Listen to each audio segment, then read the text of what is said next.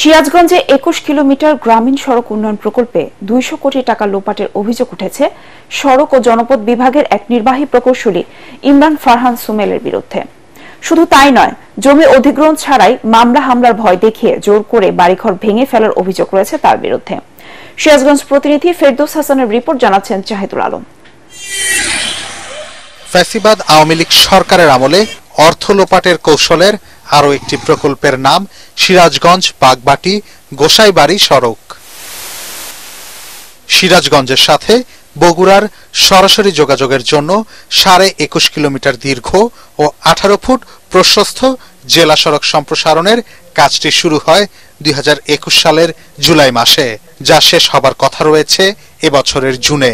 প্রকল্পের কাজ শেষ হতে মাত্র ৬ মাস বাকি থাকলেও সড়কের প্রায় ১০ কিলোমিটার এখনো পুরাতন অবস্থায় রয়েছে। বাকি অংশে কাজ চলছে খুবই ধীর গতিতে। জুলাই বিপ্লবের আগে ৫ শতাধিক পরিবারের ব্যক্তি মালিকানাধীন জমি জবরদখল করে সড়ক নির্মাণের অভিযোগ উঠেছে সড়ক ও জনপথ বিভাগের নির্বাহী প্রকৌশলী ইমরান ফারহান সুমেলের বিরুদ্ধে। ৩৫ ফিটের রাস্তা স্যার পুরোটাই আমাদের বাড়ির মধ্যে এভাবে অতর্কিতভাবে ঢুকা দিছে। আর তো ভেঙে ভেঙে নিয়ে রাস্তা বাস্তা করতেছে, তাহলে আমি কি করে পারি? আমি অসহায় গরিব মানুষ, আমার ক্ষতিপূরণ তো অনেক। ২১.৫ কিলোমিটার সড়ক সম্প্রসারণে দুটি প্যাকেজে ধরা হয় ১১৭ কোটি টাকা। ৯৪ একর জমি অধিগ্রহণে ব্যয় ধরা হয়েছে ১৬০ কোটি টাকা।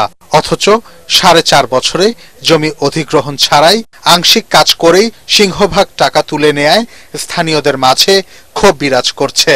আমরা সংখ্যালঘু সম্প্রদায়, এইভাবে তারা এইভাবে রাস্তাটা করে নিয়েছে। আমাদের প্রধান উপদেষ্টার কাছে আমাদের আকুল আবেদন যেন আমরা এই সুষ্ঠু একটা বিচার চাই। স্থানীয় এলজিইডির নির্বাহী প্রকৌশলী জানান, এই প্রকল্পের আওতায় নতুন সড়ক নির্মাণে সর্বোচ্চ ব্যয় হতো ২০ থেকে ২৫ কোটি টাকা। সময় লাগতো মাত্র ২ বছর।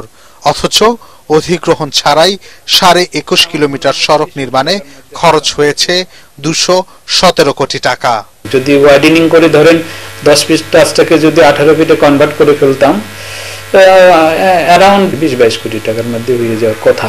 অভিযোগ ও অনিয়মের বিষয়ে জানতে চাইলে কোনো সদুত্তর দিতে পারেননি অভিযুক্ত সড়ক ও জনপথ অধিদপ্তরের নির্বাহী প্রকৌশলী ইমরান ফারহান সুমেল। এদিকে নির্বাহী প্রকৌশলী সহ সংশ্লিষ্টদের দৃষ্টান্তমূলক শাস্তির দাবি জানিয়েছেন সিরাজগঞ্জ স্বার্থরক্ষা সংগ্রাম কমিটির নেতারা। অন্যদিকে অর্থের অপচয় নয়, নিয়ম মেনে দ্রুত সড়কটি নির্মাণের প্রত্যাশা সচেতন নাগরিকদের। Bureau report, ATN Bangla.